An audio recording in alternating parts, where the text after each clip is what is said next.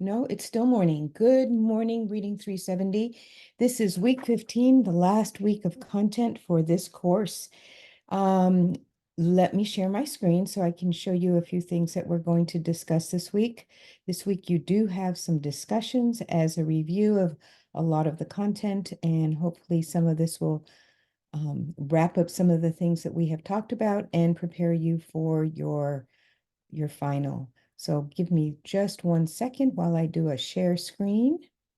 Let me get the button, share screen, and I'm going to try to do something fancy here.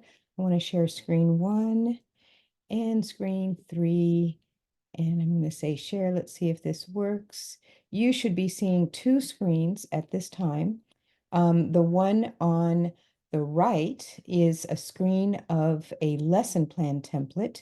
I'm going to talk about that one simply to introduce you to what you are going to be seeing when you get into your internship and residency, your clinical teaching experiences, which I believe will be coming up for many of you. And the other one, of course, is the module for week 15. So let me stop that share for just a second and reshare so that you can see one screen at a time. I think it'll be a little bit easier. So let me try that one more time, and I'll start right here. So you should be looking now. There we go. You should be looking at this week's module, week 15. And let me get my cursor in the right spot. Here we go. So this week you have three discussions that are very much scenario based, and I want you to discuss these in D2L so that you can get the benefit of each other's discussion and feed off of each other. This is not a gotcha in any way. It's meant to support you and let you have a voice in evaluating a lesson and critiquing a lesson, and then thinking about those 5 pillars of reading. This week, let me back up just a minute too. At the top of the screen, I listed the many different topics that we have covered in this course. Number one, Writer's Workshop was a very big part of this course. We not only read a book about it, but we were able to understand the components of the writing workshop, get an idea of what it looks like, what the routine feels like, learn how to teach writing lessons using a mini lesson model, and that informs and gets students excited and read and teaching them the skills that they need to use in their independent writing, using mentor texts. That's a huge component of all of that. Writing instruction is very much focused, but it is also very much open-ended because it's a great way to differentiate if you have a good organization in your classroom, if you have good classroom management, to allow students to be able to write at their own pace, because we know that it needs to be developmentally appropriate, and we know that writers write best when they're learning about stories that they know. So there's a whole nother course that I could do just on Writer's Workshop, but I hope you got a good overview of what that is, why it's important, and how to implement it in your instruction. Number two, we talked about at the beginning of the course about the 5 pillars of reading, which are very much related to Scarborough's reading rope, because they both came from I've drawn a blank. They both came out of the National Panel for Reading and PR, yeah, the National Panel for Reading study that came out back I think it was in about 2000, that has influenced a lot of the reading instruction that you see and that is current and that you're going to have to learn about in reference to the science of teaching reading, and you'll be passing a test for that. And if you recall, a lot of that material is also covered in Reading 360, so don't be afraid to tap into that. We talked a lot about balanced literacy at the beginning of the course. Balanced literacy, of course, is not just involving guided reading. You will hear controversial thoughts about balanced reading in your schools. I think a lot of schools still use it because it is good practice, but understand, as you recall, one of our speakers that we had at the beginning when we were introducing this, Doug Fisher, I think is who we saw a video on. But balanced reading is about accessing a lot of information to teach children how to read and write. that there's many strategies that work for students. It's not just one approach, not just one system that fits all, because no children learn at different paces. They have different backgrounds, they have different context. Second language learners or emergent readers learn differently than someone who's maybe a little bit older or has different experiences, comes from a different exposure in their home, exposure through their language and their culture. So balanced reading is just that. It's balancing strategies, it's balancing approaches, all which are research-based, and balancing reading and writing, a balance of structured literacy as well as a literature-based system. We also learned and reviewed quite a bit concerning the guided reading program that Jan Richardson provides. She has focused a lot of her instruction around a system that involves assessment. So you assess in order to decide what a student needs, in order to decide what approaches and strategies you want, how you will support that learner, and then you assess again. So guided reading is small group instruction. You will hear that in schools a lot. Some teachers will continue to use the term guided reading. Some people have moved and shifted to small group instruction. Regardless of whatever language you use, it is still guiding readers at their level based on assessment and what they know, what you want them to know, and how you're going to help them gain the basics of being able to read and, of course, ultimately comprehend. There's also that connection between reading and writing that is essential, that you should be putting into all your content, regardless of whether you're teaching focused reading lessons or maybe social studies or science as well. Guided reading also uses different levels of readers in order to guide students to read at their level, and they progress to find that they become more proficient and successful, because success breeds success. So that takes us into this concept of reading levels. You have the pre-A, which is your phonemic awareness stages, the emergent stage, which still involves some phonemic awareness, the early readers, your transitional and your fluent readers. All of this came out of the guided reading book. And of course, at the end of the day, your fluent readers are really focused on comprehension because we anticipate that they can read at this point in time. However, comprehension is still taught from the very early stages on, and it is the ultimate goal. We read to comprehend, and we need to have the basic skills developed through phonemic awareness and phonics instruction in order to achieve that. And then, of course, we talked about culturally relevant instruction, all the way that is part of your classroom culture. It's about how you develop your lessons, where you recognize the students and the assets that they bring to the classroom, and being for students to be able to see themselves in their instruction, in the content and in the classroom that you have, because we respect and honor all cultures in our classroom. And then, of course, we also talked a lot about lesson planning. You saw that through both guided reading, and you saw it in the writing instruction. And so now what I want to do is take you to look at one more thing, and that has to do with a new template that I don't want you to take action on here, simply because it's just, we don't have enough time. You're going to get to have practice with this when you go into your internship. So I'm going to stop sharing this screen so that I can share the other screen. I just don't want you to walk away and never having seen what the template that we use. One thing I need to tell you is that you will find in your schools that every school uses a different template. In my teaching time, I must have gone through a bazillion different templates in the 20, almost 30 years that I was there. As soon as I got used to one, I was told, no, we're changing that, we're using a different one. But the concept and the thinking that goes behind developing lessons is always there. So you will always frame everything that you teach. You should be seeing the template at this point in time. Let me make sure that I'm seeing that correctly. Um,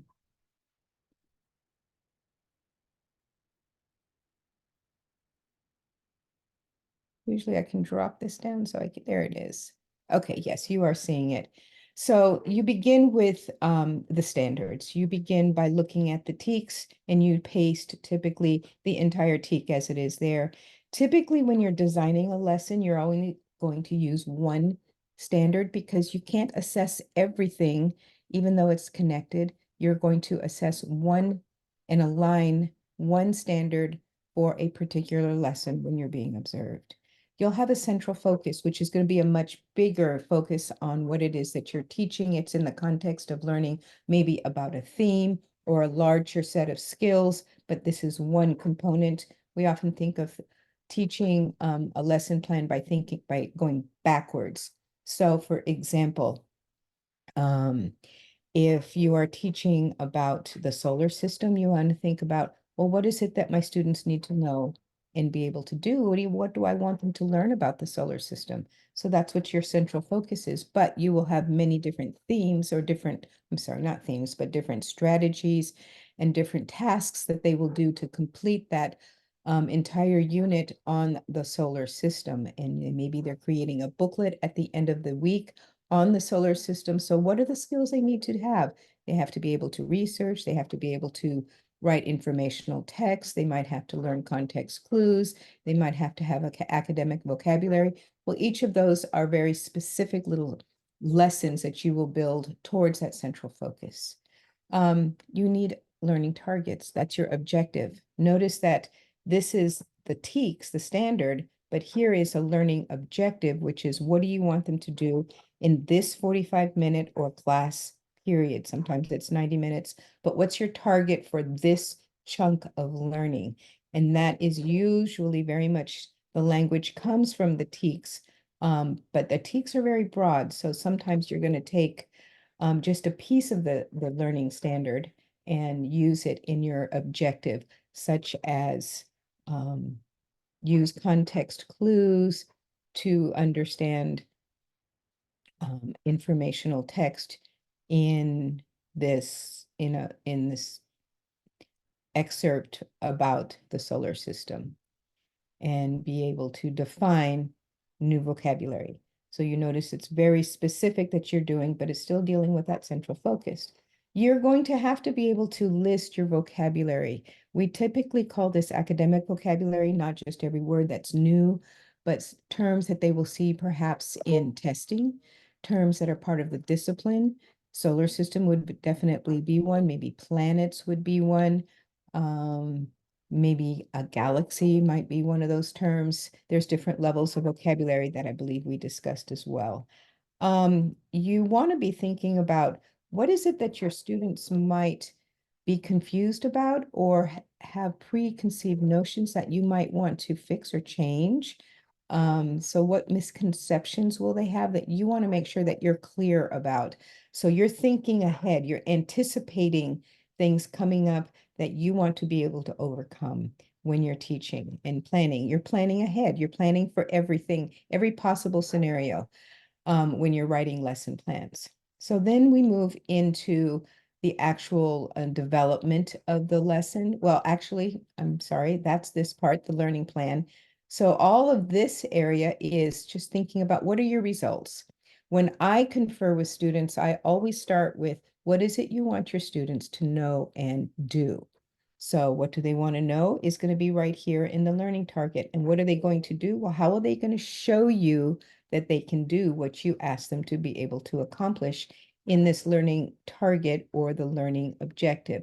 So that's all written in this one statement here. So the next piece is, well, how are you going to know? What is the evidence? What's your assessment? So you're going to be thinking about formal assessment and informal assessment. And we did talk a little bit about that. You're thinking about how are you observing in the immediate when you're observing students, when you're working alongside them. Maybe you have little checklists that you're checking. Yes, they can do pieces of an objective, or what will I need to do to support them better? That's going to be your informal assessment that I just described. Your formal assessment, of course, will be maybe the end unit test, the end of the day test. Sometimes it could be even in an exit ticket or a worksheet. It just depends on what the skills are that you're trying to teach. And what are you using as evidence to support that you want to be able to use to gauge your understanding that a student can accomplish this skill or this piece of knowledge. So what's the evidence that you're looking for? So this supports this concept of evidence-based teaching. What do you look for? A lot of times you'll hear learning street coaches, I used to use the term, what are your look fors? What exactly are you looking for in there to show you that they can do it? Not just say, complete this sheet or that um, that they can tell you that they can do it. So now we move into the stage 3 in your lesson planning, which has to do with the learning plan. So this is that learning cycle. This is more of the parts that we covered in this course. Although we did talk about assessment, we also talked about the learning plan. And this was very much structured in the mini lesson. So a learning plan typically covers the whole 45 minutes, but you're going to have a mini lesson embedded in it, most likely, because you can't keep kids on the carpet or at attention for 45 minutes unless they're big kids. Even adults don't like to sit that long. So I'll try to wrap this up. So you have your introduction or hook. Well, you'll talk more about that. That's huge. I think we did discuss it at some point in here. It engages the student and helps them want to focus, pay attention. Why do they need to know what they're going to learn? And it's not a video that introduces or teaches the content. I see a lot of videos, but the hook is something that it's like a teaser. It gets kids engaged. Then you move into the model or the giving of information. Remember, this is something that I stressed in the mini lessons that you did for the writing mini lessons, where I asked you to model, to demonstrate, to write with the students, show them what they have to be able to do. Sometimes you just lecture and deliver information, but you want to keep that to a minimum. If you're going to tell them something, then show them what that looks like or what that means. Mentor texts often support us in our modeling. The guided practice, of course, is where students are working still with your guidance. This follows Vygotsky's zone of proximal development thinking, where guided practice allows you to still work with students. Sometimes they're even working with each other, but they're still it's with your guidance. And that's the most important thing, because it's practice, just that, to see, can they do what you just showed them they're going to do? So this is very much the I do. This is where you, the teacher, shows them what to do. The guided practice is the we do section. This is where everyone works together. And then the you do is where you turn it over to the students because they're working independently. Maybe they're finishing up a paper and practicing and implementing a writing strategy that you asked them to put into it. I asked you to do that in your mini lessons. And that's why I asked you to see all the various scenarios of writing lessons that you came up with in the lessons that you delivered. So I wanted you to experience a variety of lessons that you taught each other in the best way that we could because we were on Zoom.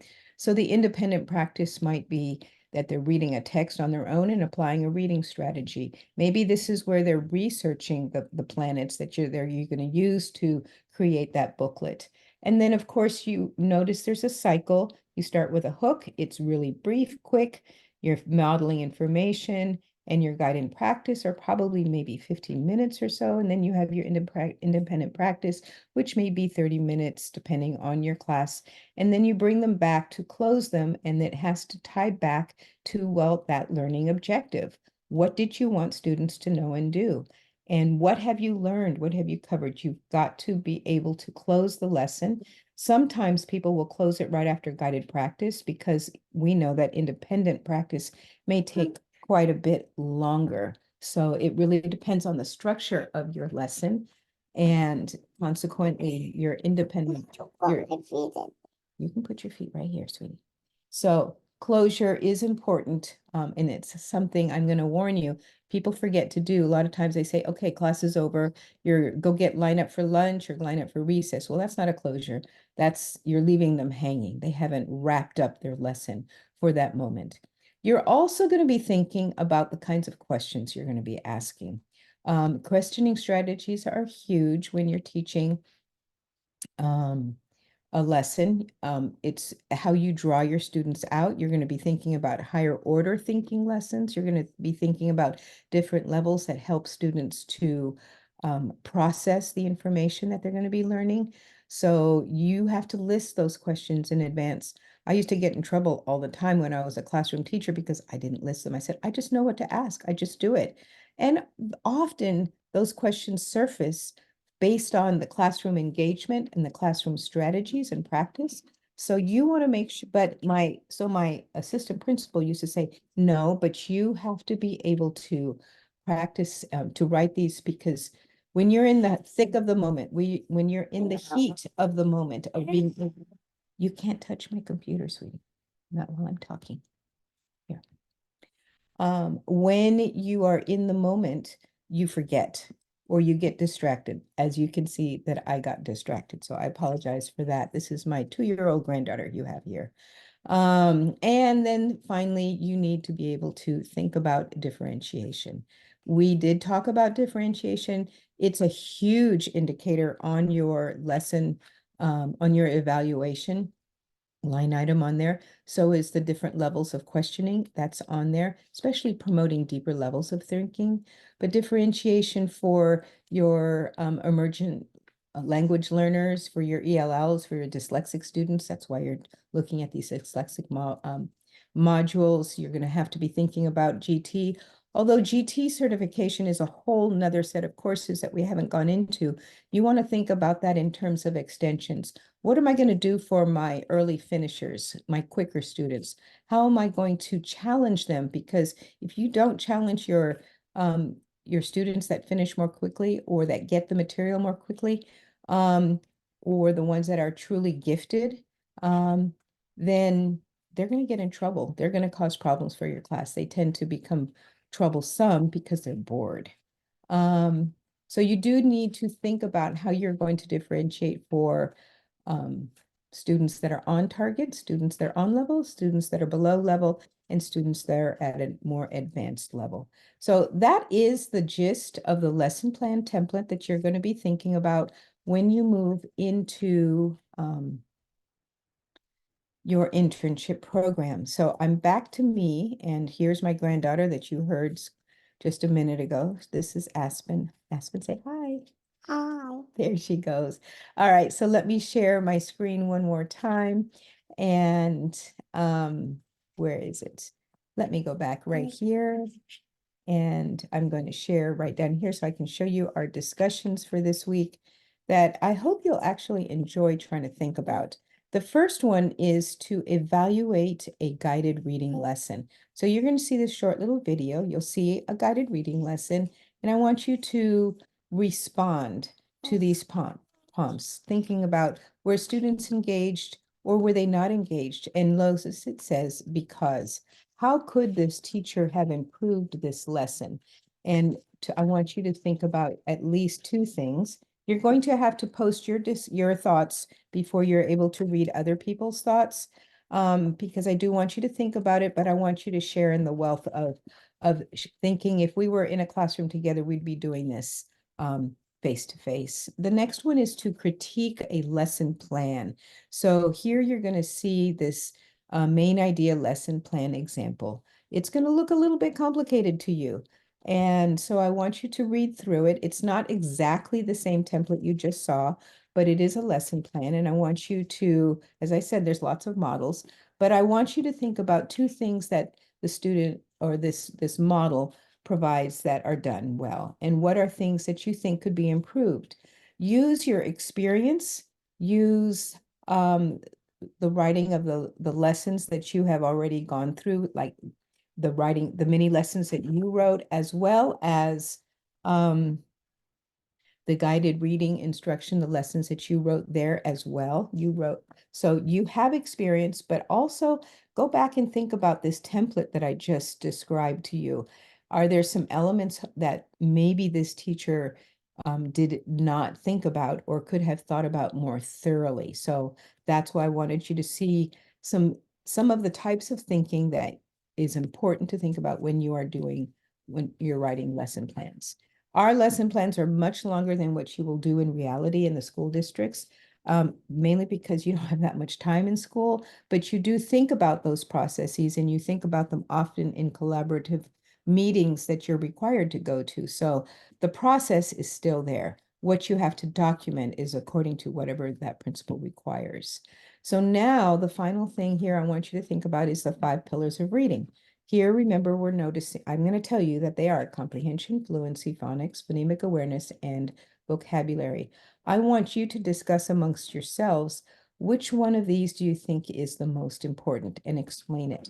Do use research, theorists that you've read about, the videos, the textbooks, anything that we have from our content to be able to talk about why you think your thought is most important, or maybe not one of them is most important, but you have to justify your thinking.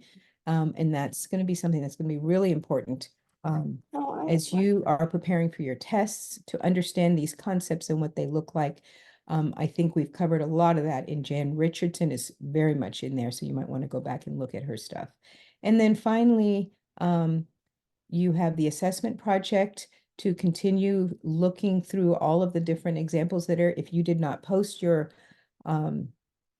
project, you need to get it up there so that others can see it and included in learning more about assessment types that they will be exposed to in various different schools. We know assessment's huge. If you work in schools now, their teachers are pulled out so that they can get time just to be able to more formally assess their students, especially in those younger grades. I just ran into a classroom yesterday where I was working with a student teacher, and she was teaching the class all day long because her teacher had been pulled out to do formal testing of her little ones. It was a kindergarten classroom. And then, of course, there was a substitute to support the student teacher, but that teacher was she's phenomenal, doing great stuff. So finally, and then of course you have to finish up that dyslexic training. So I'm going to wrap it up and go right back up here to what are we moving ahead? You need to finish the assessment presentations, finish the dyslexia training, and that's the 3rd, and this one's on the 8th. So I've given you all semester practically to finish up that dyslexia training. Thank you. Many of you have done that, so you are well on your way and done with that. I hope you enjoyed last week's work week so that you, without any additional content. And then finally, you have a final. That'll be our final last activity. I am going to post it next Monday. This is a narrative reflection over the main topics of this course. I showed you what these topics are, so you're going to be writing reflectively about what you've learned and how it fits what might be your future classroom and things that you have learned, things you consider to be important. And I'm going to give you a little over a week to complete that. So you'll get the final before finals week. I know the 1st, 2nd, and the 3rd of May were not to introduce any new content. So I'm not going to make it due on that Monday, simply because I know you're going to be also studying for other finals at the same time. So I'm giving you until Wednesday, May 8th to get it finished and turned in. There will be no late submissions accepted, but you can turn it in any time between now and then after I post it on Monday, the 29th. So I hope you have enjoyed this course. I have enjoyed the material and working with all of you. I really wish we had been face to face, and perhaps I will get to meet you in the field. I get to see you in action. I love this work that I do, and I love this content of reading and writing instruction. So feel free to reach out with questions, and enjoy the rest of your learning journey. As I say, it's a journey. We learn it piece by piece. Signing off now and hoping that you have a great rest of the week. Bye-bye.